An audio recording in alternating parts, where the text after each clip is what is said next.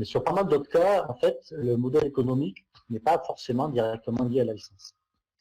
Alors, quand on aborde ce sujet, quelqu'un qui veut se poser la question quel modèle économique, très souvent, pour les gens qui ne connaissent pas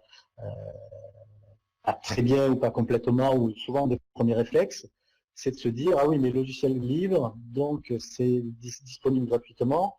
Et donc la question, c'est comment je peux gagner de l'argent avec quelque chose qui est gratuit.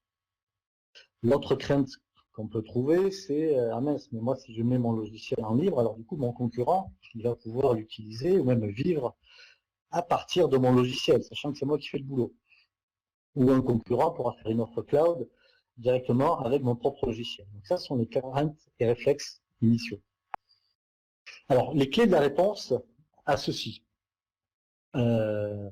c'est que, en fait, il y a une différence entre un code, la licence concerne le code source, sa possibilité de diffusion, etc., et entre ce qu'attend un client. Encore une fois, quand on parle à un utilisateur, un consommateur.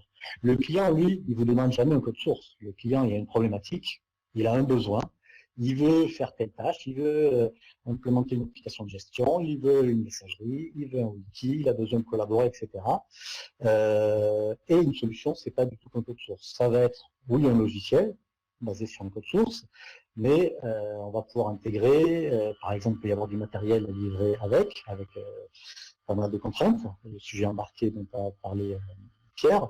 On peut intégrer, il peut y avoir de la maintenance, un support, une garantie, la gestion du cycle de vie. La personne peut vous dire, moi j'ai cette problématique de gestion, vous vous débrouillez, je veux juste que ça marche, je ne veux pas comprendre avec tout ce qui est mise à jour, des données, des logiciels, etc.